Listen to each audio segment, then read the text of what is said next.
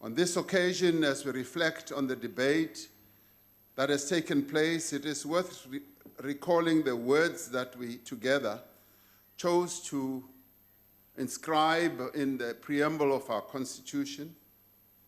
And in that preamble, we said the following: "We, the people of South Africa, recognize the injustices of our past, honor those who suffered for justice and freedom in our land, respect those who worked to build and develop our country, and believe that South Africa belongs to all who live in it, united in our diversity." We continued to say, "We therefore, through our freely elected representatives, adopt this Constitution as the supreme law of the Republic, so as to heal the divisions of the past and establish a society based on democratic values, social justice, and fundamental human rights. Lay the foundations for a democratic and open society in which government is based on the will of the people and every citizen is equally protected by law. Improve the quality of life of all citizens and free the potential of each person.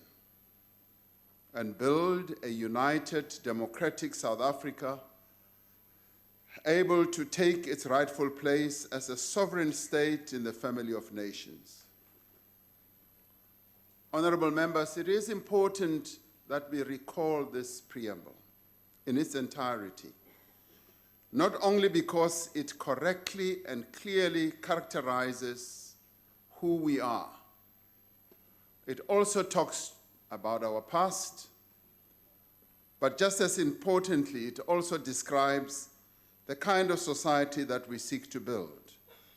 It is what unites us and what must guide and inspire us as we grapple with the challenges of the inheritance of our past, as we also try to make sense of our present and work to determine our future.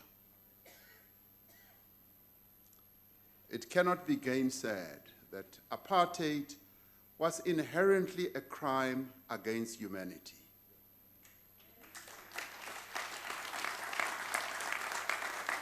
It was a crime against the oppressed people of South Africa, even before it was so declared by the United Nations in 1973. And the United Nations, the family of nations of the entire world, is made up of people from all over the world, and they could never have been hoodwinked.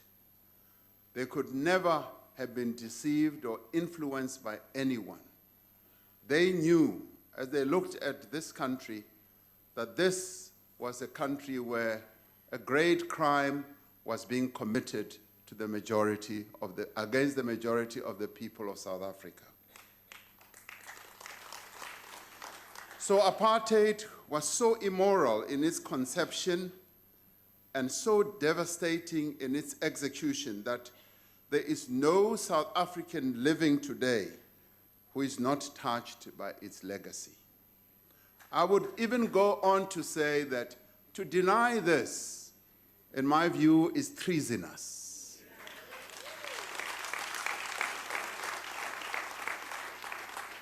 Our responsibility, therefore, as the public representatives who are gathered in this House, as the public servants of our people, as leaders, as citizens, is to be resolutely committed to build a society that stands as the antithesis of the humanity of our past.